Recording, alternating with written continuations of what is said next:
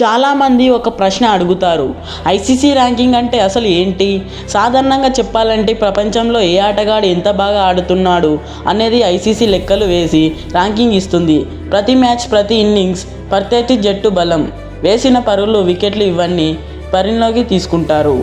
అంటే ఒక్క మ్యాచ్లో సెంచరీ కొట్టడం ఒక్కటే కాదు, వరుసగా మంచి ప్రదర్శన చేస్తే ర్యాంకింగ్స్లో పెరుగుతుంది. అదే కారణంగా ప్రపంచంలో ప్రతి క్రికెటర్ ఐసీసీ ర్యాంకింగ్లో చాలా ముఖ్యంగా తీసుకుంటాడు. ఇప్పుడు అందరూ మాట్లాడుకుంటున్న పేరు వైభవ్ సూర్యవంశీ. చిన్న వయసులోనే పెద్ద స్థాయిలో ఆడుతూ తన టాలెంట్ చూపిస్తున్నాడు. భయం లేకుండా బ్యాటింగ్ చేయడం, పరిస్థితికి తగ్గట్టు ఆడటం, జట్టుకు అవసరమైన సమయంలో పరుగులు చేయడం అతని ప్రత్యేకత. ఇలాంటి ఆటగాళ్ళు వస్తే భారత్ క్రికెట్ భవిష్యత్తు మరింత బలంగా ఉంటుంది. యువ ఆటగాళ్ళు మంచి ప్రదర్శన చేస్తే జట్టు పోటీ కూడా పెరుగుతుంది. పోటీ పెరిగే జట్టు ఇంకా బలపడుతుంది. గ్రామాల్లో క్రికెట్ ఆడే చిన్నపిల్లలకు కూడా వైభవ్ సూర్యవంశీ ఒక స్ఫూర్తి. కష్టపడితే అవకాశం తప్పకుండా వస్తుందనే నమ్మకాన్ని ఇలాంటి ఆటగాళ్ళు ఇస్తారు. భారత్ క్రికెట్ గురించి మాట్లాడితే ప్రపంచంలో అత్యంత బలమైన జట్టులో ఒకటి. బ్యాటింగ్లోనూ, బౌలింగ్లోనూ, ఫీల్డింగ్లోనూ భారత్ ఆటగాళ్ళు అద్భుతంగా రాణిస్తున్నారు.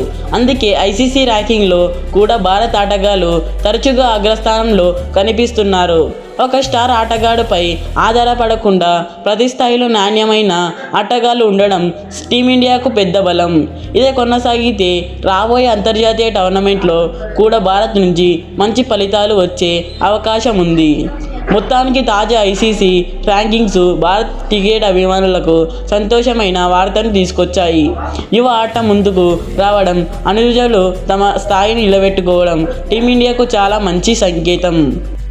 ఇలాంటి క్రికెట్ అప్డేట్స్, విశ్లేషణలు, ఆసక్తికరమైన విషయాలకు మీకు నచ్చినట్లయితే మా ఛానల్ని సబ్స్క్రైబ్ చేయండి. ఇలా వీడియో నచ్చినట్లయితే ఒక లైక్ చేయండి.